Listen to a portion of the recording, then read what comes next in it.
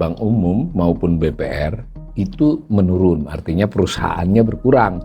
Tetapi dari sisi total kelolaannya itu meningkat. Kemampuan masyarakat untuk menyimpan duit di bank itu berkurang gitu selama terutama 2 tahun terakhir. Dan pihak ketiga mengalami perlambatan peningkatan. Maksudnya inklusif itu bagaimana layanan menyimpan maupun layanan akses kepada kredit kepada bank itu meluas kepada seluruh rakyat Indonesia. Tapi faktanya yang meluas hanya simpanannya. Ya aman dari sisi bank, tapi dari sisi perekonomian fungsi intermediasi perbankan itu bisa dipertanyakan. Jadi dia laba bukan karena kredit terutama, tapi karena ada kepemilikan terhadap surat berharga. Ada external shock, Trump itu external shock, pandemi itu external shock. Gagal bayar bunga atau utang, atau gagal bayar di beberapa 1-2 BUMN yang besar, itu tarikannya kemana-mana. Dan salah satu yang bisa tidak tahan adalah bank.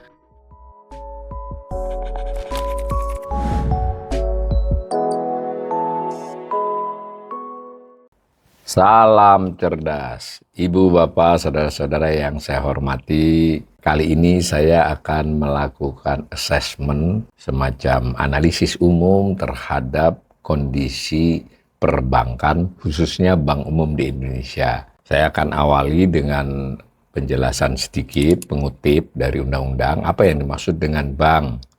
Bank adalah badan usaha yang menghimpun dana dari masyarakat dalam bentuk simpanan dan menyalurkannya kepada masyarakat dalam bentuk kredit dan atau dalam rangka meningkatkan taraf hidup rakyat banyak. Jadi kalau di undang-undang ada kata-kata dalam rangka meningkatkan taraf hidup rakyat banyak ya.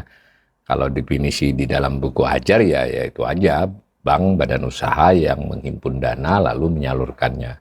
Salah satu bentuk dari bank, 2 bentuknya ya, ada bank umum, ada bank perkreditan rakyat. Nah, kalau bank umum itu baik yang konvensional, beroperasi secara konvensional, maupun yang beroperasi secara syariah, itu bisa memberikan jasa dalam lalu lintas pembayaran. Jadi selain yang tadi definisi umum tadi, sedangkan bank perkreditan rakyat untuk yang konvensional, kalau untuk yang syariah nanti Bank Pembiayaan Rakyat Syariah BPRS itu tidak bisa memberikan jasa dalam lalu lintas pembayaran.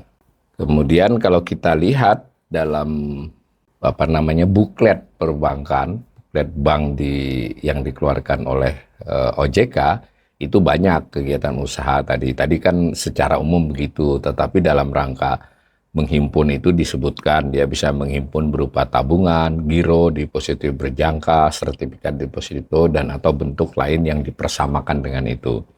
Lalu juga menyalurkannya dalam bentuk kredit kalau untuk konvensional atau disebut pembiayaan kalau itu syariah. Lalu juga ada aktivitas di sistem pembayaran, khusus BPR tidak bisa ya, khusus bank umum. Lalu bank juga bisa menempatkan dana di bank lain ya, jadi bank juga bisa di bank lain atau dia menempatkan di BPR. Kemudian selain itu ada jasa-jasa bank yang misalnya menyimpan barang atau surat berharga, jadi ada kotak deposit dan seterusnya. Bisa juga dia melakukan berbagai aktivitas keuangan, tapi nanti di dalam aturan yang lebih rinci ada yang tidak boleh, ada yang boleh. Tapi secara umum dia memang mengelola uang begitu aja ya. Dari data selama beberapa tahun terakhir ini saya sajikan data dari tahun 2001. Nah, jumlah bank umum dan jumlah BPR ya. BPR di sini maksudnya termasuk bank umum termasuk syariah, BPR juga termasuk BPRS. Tampak penurunan ya. Jadi jumlahnya itu terus menurun. Jadi pada tahun 2001 misalnya jumlah bank itu 145, kalau sekarang tinggal 106 ya. Kemudian BPRS lebih turun juga sama dari 2.419 menjadi 1.396. Jadi trennya bank itu secara jumlah banknya itu turun ya. Ini pun sebetulnya jumlah 106 ya bank umum termasuk bank syariah. Ini masih lebih besar daripada rencana semula. Jadi rencana sekitar 15 tahun yang lalu itu sebenarnya Bank Indonesia mempunyai arsitektur perbankan malah 20 tahun yang lalu ya kurang lebih.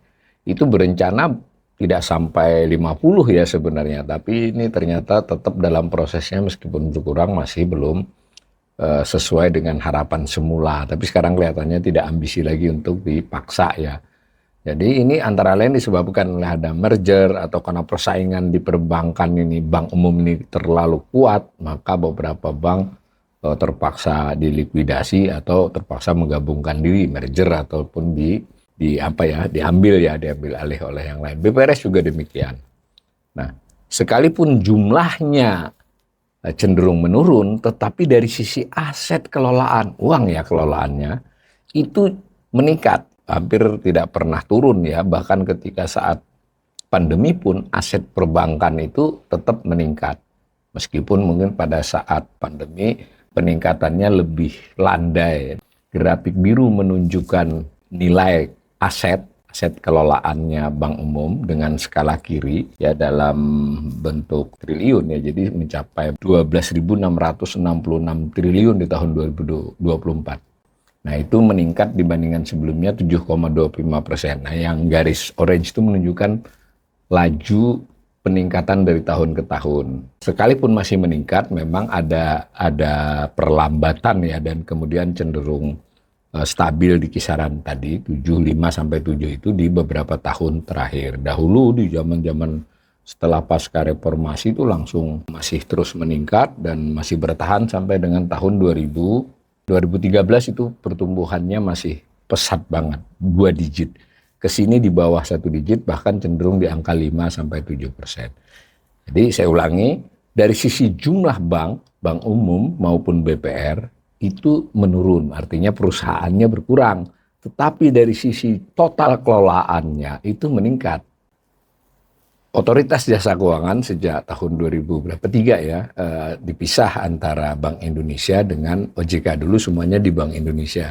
Nah OJK lah yang melakukan khusus istilahnya micro banking ya. Kalau Bank Indonesia tetap, Bank Indonesia itu memiliki BI Rates, memiliki fasilitas untuk memberikan pinjaman ataupun menampung. Jadi banknya bank itu Bank Indonesia tetap.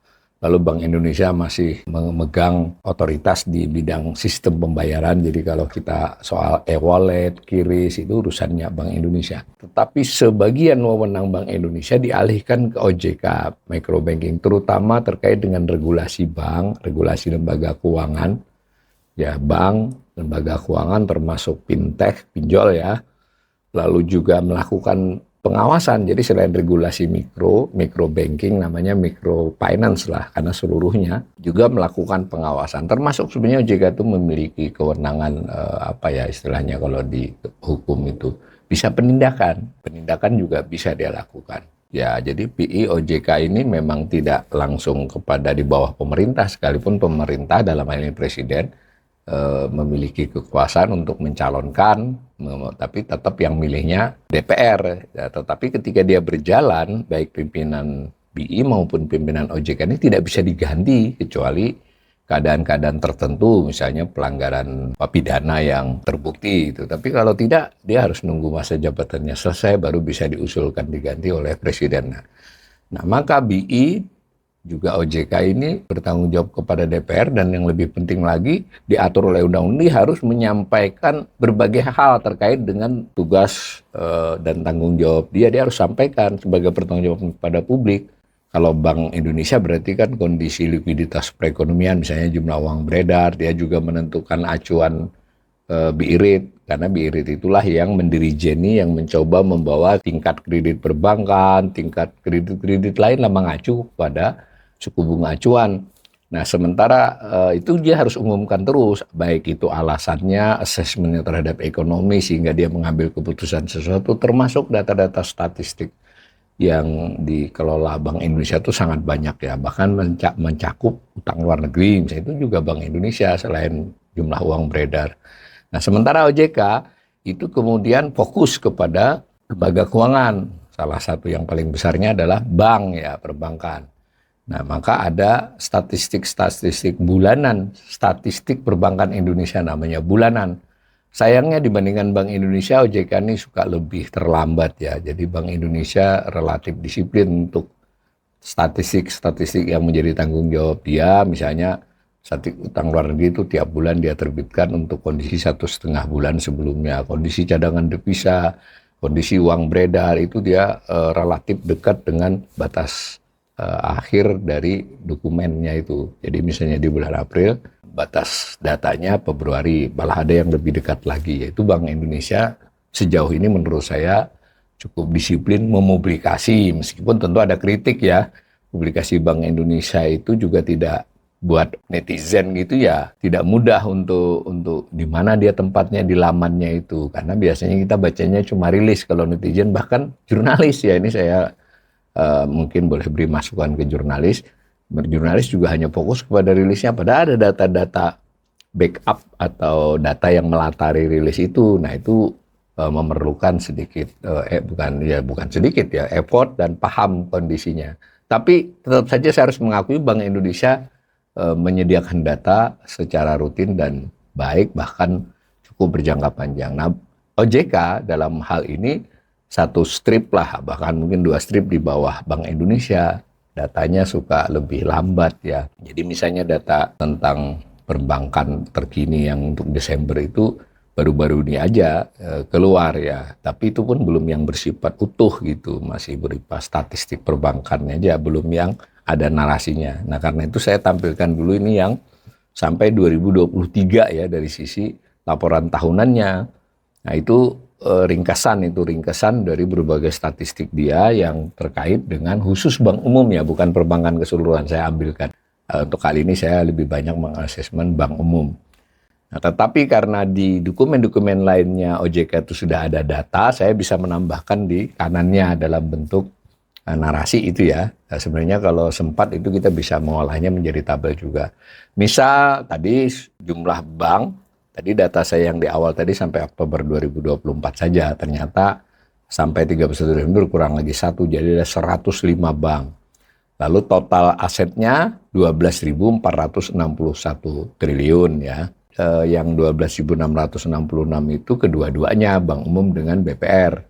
Nah, ada juga di sini tidak disebutkan karena ini khusus bank umum. Nah, dari aset 12.461 itu berupa kredit ke pihak ketiga, piutang kalau dari sisi bank kan, kalau dari sisi yang menerima kan kredit itu 7.827 triliun.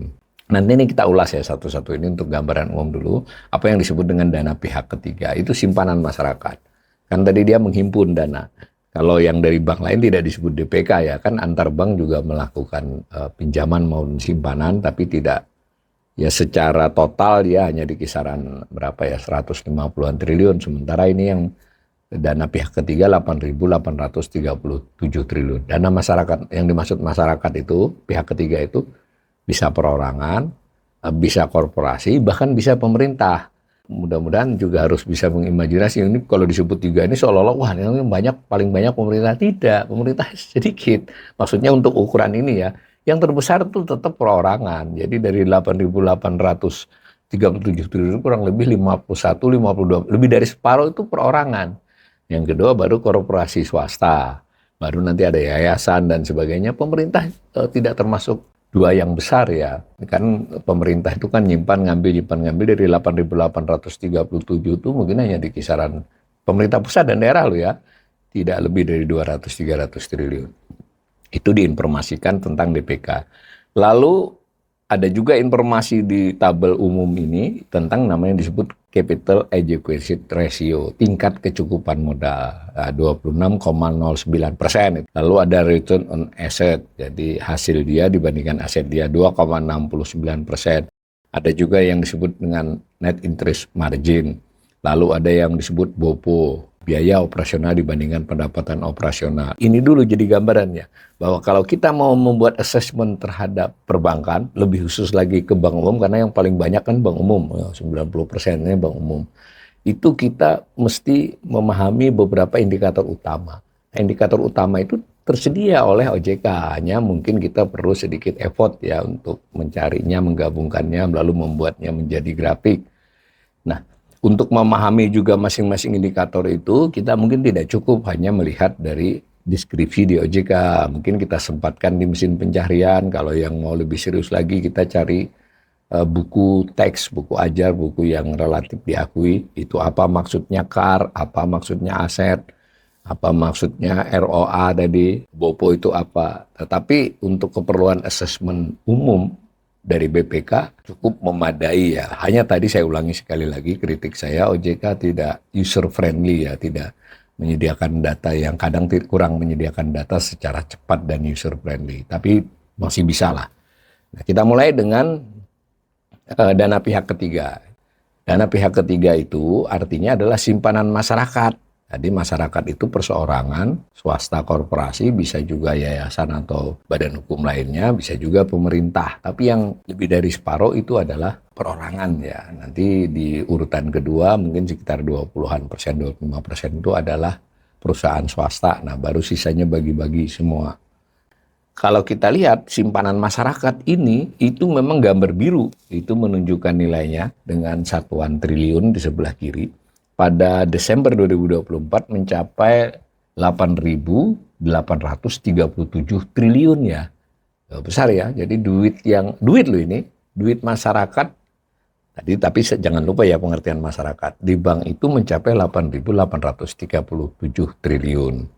Gambar biru itu menunjukkan perkembangannya, trennya selalu menaik. Bahkan di saat pandemi pun DPK itu masih tumbuh ya, meskipun melambat dibandingkan tahun sebelumnya. Nah, tingkat pertumbuhannya digambarkan oleh garis orange. Itu jadi kita melihat itu birunya meningkat, tapi orange-nya cenderung menurun. Cenderung itu artinya kadang memang naik, tapi kan menurun itu. Artinya laju peningkatan penambahan dana pihak ketiga itu berkurang tambahannya. Dan lebih khusus lagi di 2 tahun terakhir ini.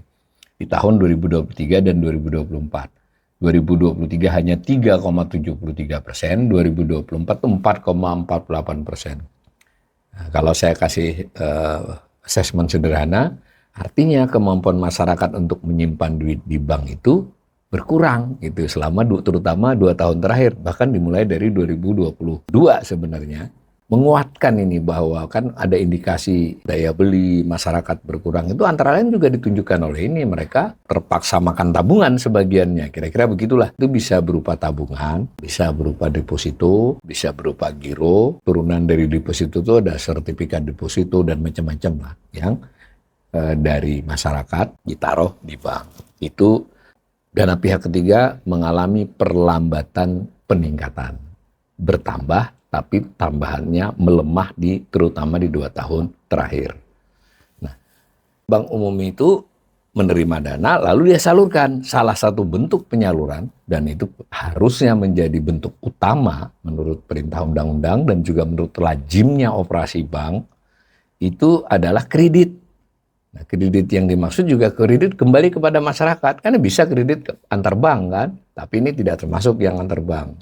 Tapi khusus kredit yang ke masyarakat lagi. Jadi bisa dibandingkan nih nanti yang dia menerima berapa, menyalurkan berapa yang khusus dari masyarakat. Nah, ini agak sedikit beda dengan DPK tadi. Trennya sama-sama meningkat. Tapi ada tahun-tahun yang kredit itu turun. Misal pada saat pandemi 2020 itu turun dibandingkan tahun sebelumnya. 2021 meningkat tapi masih hanya kembali ke sebelumnya. Menariknya di 3 tahun terakhir ini pertumbuhannya pesat ya, pertumbuhannya digambarkan oleh orange, yang nilainya digambarkan oleh biru ya dengan skala kiri dan kanan ya, presentasi yang kanan itu. Nah, menarik kan? Tadi DPK-nya melambat tapi kreditnya sebenarnya meningkat meskipun dengan laju yang stagnan tapi cukup tinggi, jauh lebih tinggi dari laju DPK. Ini menarik ya. Bank umum itu sedikit mengalami perlambatan menerima tapi dia agak lebih laju memberikan kreditnya lebih pesat gitu. Nah, nilai kreditnya pada Oktober ya, ini salah ketik aja, sebetulnya Desember itu 7.827 triliun. Tadi bandingkan, tadi 8.800. Jadi tidak seluruhnya disalurkan kan, menerima 8.800 disalurkan 7.800. Ini per 31 Desember ya. Nah, jadi sekalipun dia mulai meningkat, dan wajar masih bisa meningkat, orang duit dari masyarakatnya banyak kok, semacam itu kurang lebih. Kalau kemudian kita bandingkan dua itu, kredit kepada pihak ketiga, lalu dana kepada pihak ketiga, didapatlah apa yang disebut dengan rasio loan to deposit ratio. Loan itu kredit, dalam hal ini kalau dia bank syariah disebut pembiayaan, Jadi kalau untuk konven LDR, kalau untuk syariah biasanya disebut FDR, financing to deposit ratio. Tapi ini data kedua-duanya dijadiin satu. Nah itu apa yang tampak? Yang orange itu tumbuhnya melambat, yang biru naiknya lebih cepat, maka dalam 3 tahun terakhir ini LDR-nya meningkat. Jadi kan istilahnya duit yang disalurkan secara presentasi itu meningkat. Tapi hati-hati dulu, capaiannya baru tetap 88,57% di akhir 2024, Desember 2024. Itu belum kembali pada era sebelum COVID. Saya ulangi ya, sekalipun kredit itu mengalami percepatan di 2-3 tahun terakhir dan sementara DPK-nya justru melambat, tetapi secara LDR pun masih belum kembali pada era pra-pandemi. Nah, jadi kalau saya menyederhanakan, sebetulnya perbankan masih menahan diri ya, sekalipun tadi tumbuh, menahan diri untuk tidak mencapai LDR seperti era sebelum COVID yang mencapai 94-93%. Nah, saya nyimpang sedikit, ada beberapa saya baca analisis, ini sudah hampir 90% ini bahaya, berarti bank tinggal 10%. Tidak begitu ngelihatnya, karena duit bank tuh nggak hanya DPK, kan ada duit dia sendiri. Jadi ini kalaupun 100% tidak berarti tidak aman. Beda dengan era sebelum reformasi itu aturan LDR-nya itu ya seluruh simpanan dibandingkan dengan seluruh kredit gitu.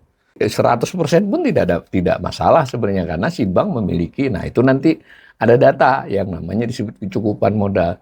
Tapi kunci dari slide ini saya ingin mengatakan sebetulnya bank masih belum optimal menyalurkan kredit. Tadi kalau dari sisi nilai ada spread 1.000 triliun, yang khusus duit masyarakat loh, nggak maksud duit ya sendiri, dari si presentasi juga masih di bawah 90%. Nah, tambahan informasi terkait dengan simpanan dan kredit ini, kita bisa melihat kalau dari sisi jumlah rekening penyimpan, itu besar banget ya. Kalau data ini khusus di bank umum, ini 3.133. Nah, karena satuannya ribu berarti 3,13 juta rekening jadinya.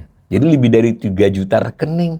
Apakah itu tabungan, apakah itu deposito, apakah itu giro. Lebih banyak dari jumlah penduduk ya, wajar ya.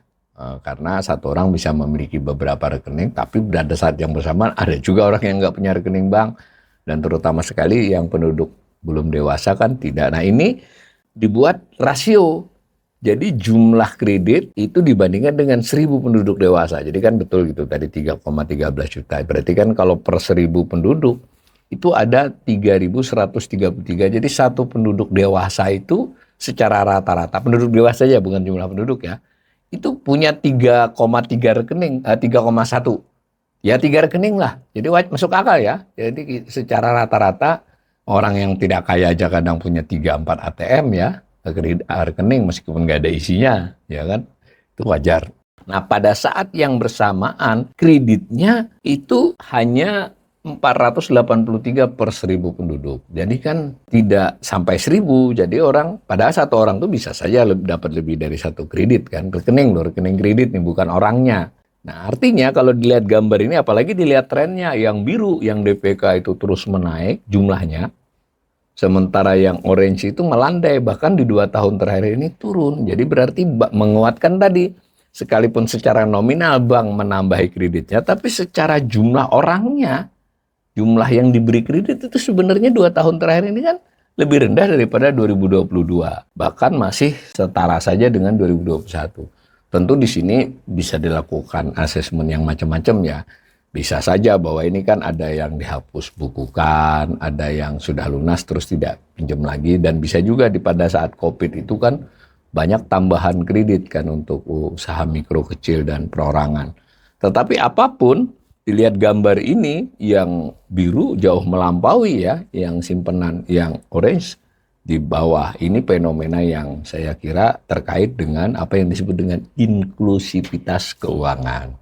Itu istilah dari OJK dan Bank Indonesia, pemerintah juga. Maksudnya inklusif itu bagaimana layanan menyimpan maupun layanan akses kepada kredit kepada bank itu meluas kepada seluruh rakyat Indonesia. Dalam hal ini memang bisa disebutlah penduduk dewasa.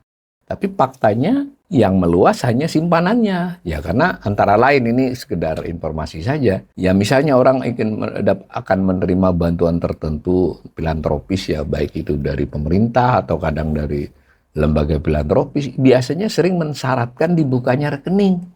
Nah tidak peduli dia sudah punya rekening, kadang harus ada rekening baru. Ya kalau Anda mengambil kredit usaha rakyat misalnya di dalam satu bank, nah Anda diminta membuat, meskipun Anda mungkin punya rekening lain, bank lain, bahkan kalaupun itu rekening di bank tersebut masih banyak juga yang dipaksa, tanda petik ya dipaksa harus buat supaya mudah katanya alasannya hanya untuk urusan ini saja. Nah maka saya kasih tambahan assessment di sini, sebenarnya inklusivitas keuangan di Indonesia masih belum optimal, lebih bersifat bagaimana rakyat, masyarakat itu menyimpan, bukan memperoleh akses kepada kredit. Jadi tadi yang kredit bertambah besar tadi, dari tafsiran sederhananya, oh berarti top up dong. Betul bertambah, tapi orang yang terimanya nggak bertambah banyak, berarti kan top up apa ya. Ya dulu dia kreditnya 100 juta, jadi 150 juta kredit barunya ya setelah itu lunas atau dilunasi. Jadi seperti itu dugaannya. Tentu ini perlu studi-studi yang lebih rinci. Tapi saya menyampaikan ini karena saya pernah kajian sendiri. Cuma hanya dari data ini kita tidak bisa langsung menilai begitu, hanya menduga begitu. Data lain yang disampaikan oleh OJK dan juga Bank Indonesia itu adalah bank umum tadi kan punya kelolaan 12.000 triliunan lah ya, 12.600 triliun. Kalau khusus bank umum sekitar 12.300. Itu disalurkan kemana saja duit segitu, duit tuh ya. Tentu ada yang dibelikan oleh bank itu berupa aset ya, tentu aset misalnya kantor, apa peralatan dia oke, tapi itu nggak banyak. Nah yang terbesar adalah menurut undang-undang mestinya perintah kepada bank tuh dia lembaga intermediasi, harusnya paling banyak ya kredit gitu. Kredit ini bahkan termasuk kredit kepada bank lain ya meskipun kecil. Itu apa yang kita lihat secara persentase ya. Seluruh dana yang disalurkan oleh bank 100% disampaikan berupa kredit itu hanya 65% itu 2024. Karena tadi pertumbuhan kredit yang membaik itu lebih besar dari 2023 yang hanya 61,84%. Lebih besar juga dari 2022 yang hanya 58,72%. Dari 2023 61,84. Dan lihat gambar itu. Gambar ini tapi satuannya persen ya, persen dari 100 ya. Nah, kita lihat selama 5 tahun terakhir dan waktu COVID itu betul-betul merosot tajam ya.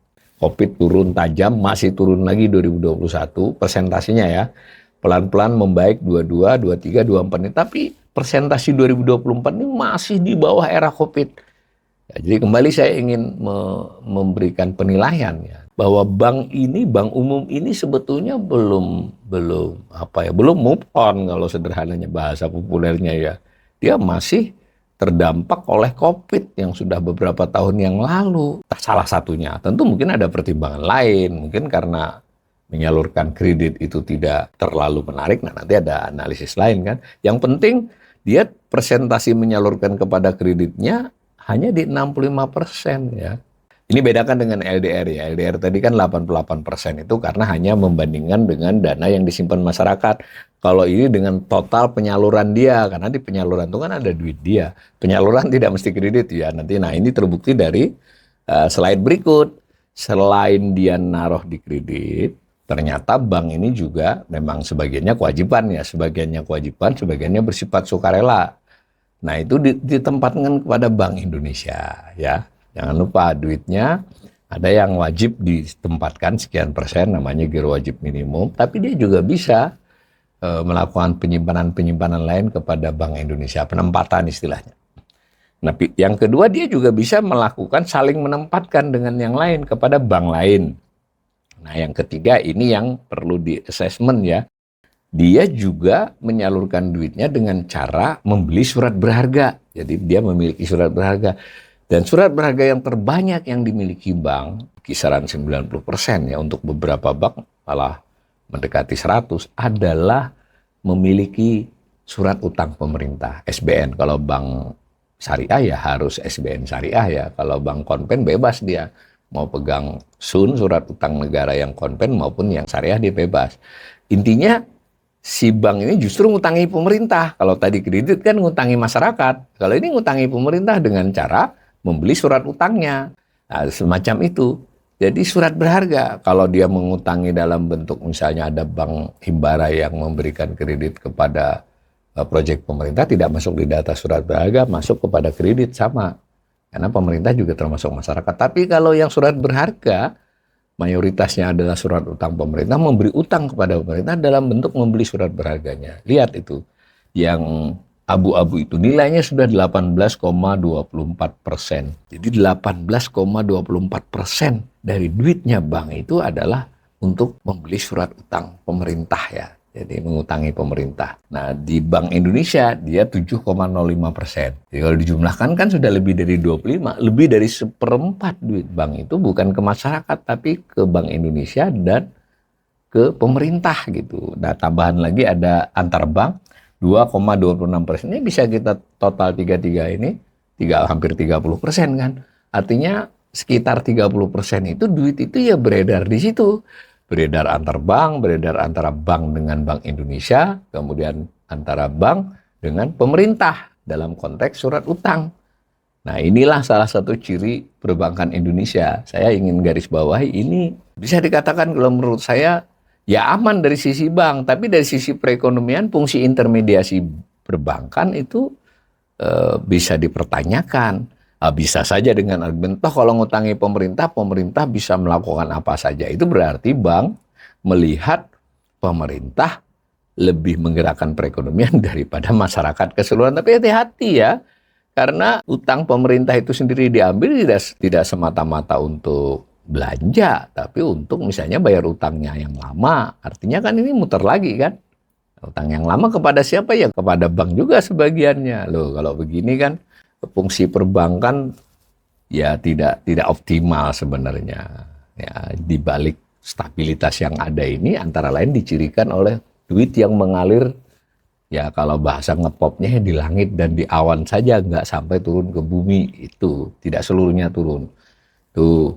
Nah, kemudian akibat hal seperti itu, maka kita memiliki data yang diberitahu oleh OJK dan kita bisa analisis. Tapi untuk mendapatkan grafik seperti saya ini, para pemirsa harus mengolah ya, karena di BI maupun di OJK itu datanya hanya 3 tahun, 4 tahun, ada bahkan setahun kita sambung. Nah itu ada yang disebut dengan capital adequacy ratio, tingkat kecukupan modal.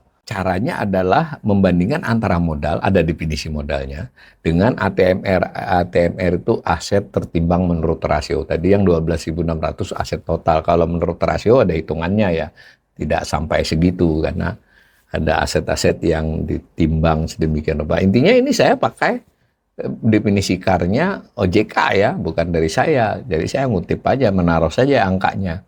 Apa yang tampak? Tingkat KAR itu 26,76%, kecukupan modal bank itu. Nah ini biasanya oleh Bank Indonesia, oleh OJK, kadang dalam analisis pemerintah juga dikatakan, bank-bank di Indonesia itu, bank umum di Indonesia itu aman, dia modalnya gede kok.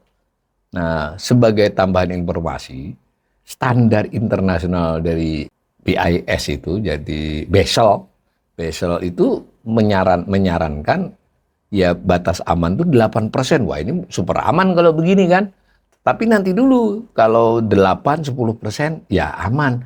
Tapi kalau 26% dan angka 20% ke atas ini sudah berlangsung sejak tahun 2016 ini. Lihat, dari 2016 sudah di atas 20%, dulu masih 16%. Artinya data ini khusus bank umum konvensional ya. Aman atau cari aman kan begitu. Jadi bisa saja ini menguatkan asesmen saya di atas tadi, ada indikasi kemalasan bank. Tanda petik ya saya sebut malas, laziness bank. Kalau dia naruh di Bank Indonesia ya acuannya kan BI-rate, tentu ada pasar uang antar bank, ada ini, tetapi acuannya di situ. Di 5,75 sekarang. Kalau dia pegang SBN, acuannya 6,7 sampai 7. Kalau jangka pendek memang 6,5 sampai 6,7, tapi kalau dia pegang yang 10 tahunan, apalagi lebih itu 7 ke atas. Nah artinya kan dia dapat return begitu. Kalau dia memberi kredit mungkin bisa mencapai 11-12. Berarti selisih berapa persen itu? 5 atau 6%. Tapi nanti dulu. Kalau dia nyalurkan ke kredit itu ada biayanya. Dan yang penting itu bukan biayanya saja. Ada risikonya. Ribet lah nih cara bahasa. populernya itu. Kalau beli surat berharga pemerintah, surat utang pemerintah atau taruh di BI kan cuma administrasi, diurus satu orang juga bisa kan. Kalau dia kredit nanti harus ada survei, ada approval, lalu nanti bisa jadi yang diberi kredit itu mengalami masalah, nah, di manage lagi kan, di maintain lagi masalahnya apa. Jadi maka kondisi ini membuat bank memiliki tingkat kemalasan yang menurut saya untuk kasus di Indonesia itu cukup tinggi. Nah, akibatnya memang modalnya jadi gede, dia nggak modalnya itu ya untuk main-main seperti itu. Jadi tergantung baca nih, kalau yang baca pemerintah, OJK, BI, ini menunjukkan tingkat keamanan yang tinggi. Kalau yang bacanya kritis, ini bank cari aman, relatif malas, kan begitu bacanya. Nah, kita kemudian melihat juga data yang disebut dengan BOPO, itu biaya operasional dibandingkan pendapatan operasional. Sederhananya itu menunjukkan efisiensi ya, ada cara menghitungnya. Nah, saya pakai sederhana saja, pokoknya makin tinggi BOPO itu berarti bank operasinya makin kurang efisien. Nah, itu nilainya adalah 81,45% ya di tahun 2024 Desember itu. Nah, kalau kita lihat di gambar, itu gambarnya yang batang itu menunjukkan nilai rupiahnya, yang garis itu menunjukkan persentasinya. Nah, di dalam 2 tahun terakhir 2023-2024 BOPO-nya naik. Jadi biaya operasional perbankan itu naik. Meskipun yang pernah sangat tinggi itu 2020 ya. Jadi biaya operasional dibandingkan pendapatan operasional itu jauh ya.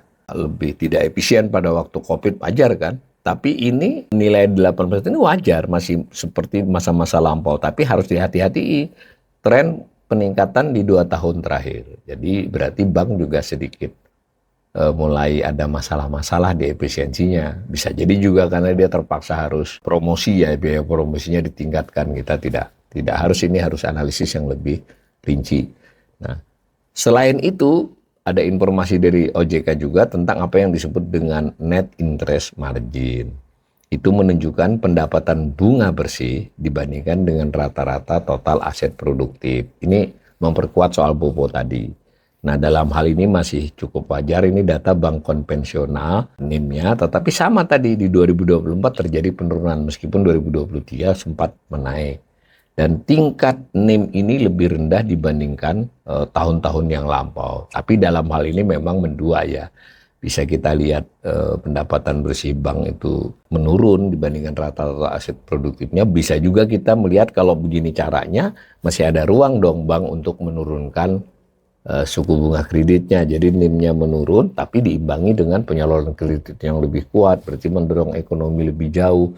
Tapi ya tadi, kalau NIM-nya 4,72, sementara sebagai perbandingan di dalam NIM ini tetap ada juga pendapatan dari Sun tadi SBN ini kan, kita bisa menangkap bahwa pemilikan surat berharga yang lebih dari 18% tadi memberi kontribusi besar.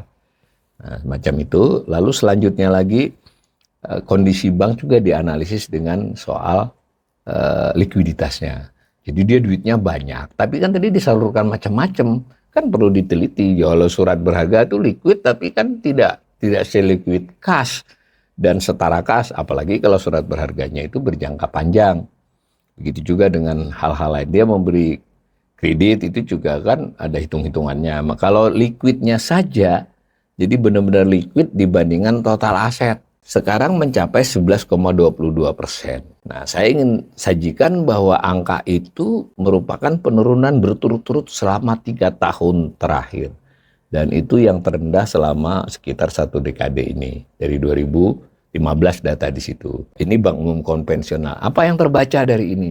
Berarti sebenarnya bank itu duitnya banyak tapi tidak liquid. Berkurang likuiditasnya.